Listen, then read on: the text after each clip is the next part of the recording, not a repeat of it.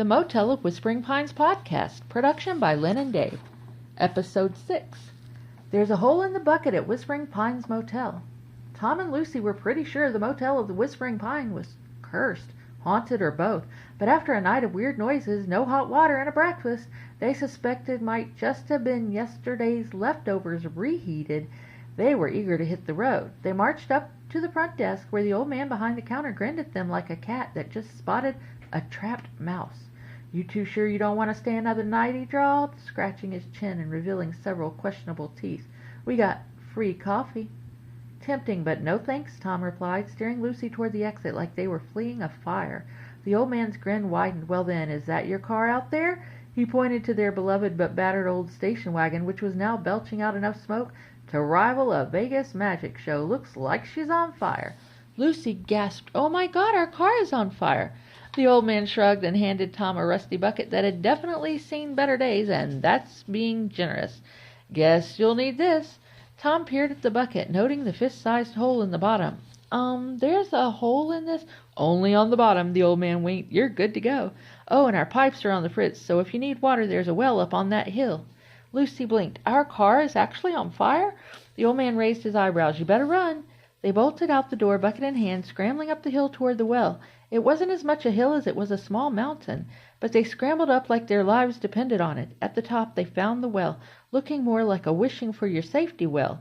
Tom dunked the bucket in, yanking it out, only to realize that, oh right, the hole. Water was gushing out before he could even get a grip on it.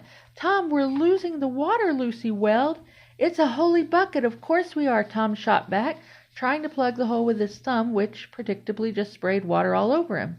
"Let's just run," Lucy shrieked, grabbing Tom's arm. She sprinted down the hill, but halfway down her foot hit a root, and she went flying. Tom tripped over her in a spectacular display of flailing arms and legs, and the bucket catapulted out of his hand, landing with a sad little clunk far from the well and even farther from their still smoking car.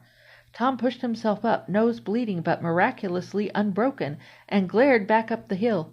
"Why do I feel like this is all some elaborate prank?" And right on cue, the old man appeared at the top of the hill, casually munching on a bag of popcorn he'd apparently found in the last 10 seconds. He looked down at them, shaking his head like a disappointed parent. "Now, what'd I tell you two about staying another night?" he yelled down to them. "Would have been safer." "Safer?" Lucy sputtered, finally pulling herself out of the mud. "How?"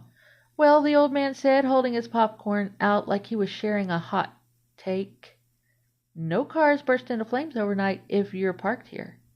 And the ghosts don't even come out till checkout." "Ghosts?" Tom groaned, finally accepting that they'd fallen into the most bizarre experience of their lives. The old man shrugged, his grin so wide it might have reached the next county. "Guess you'll have to stay and find out." And somewhere between the fiery car, the ghostly promises, and their own splattered selves, Tom and Lucy realized that, cursed or not, they'd probably be sticking around the Motel of the Whispering Pines a little longer than planned.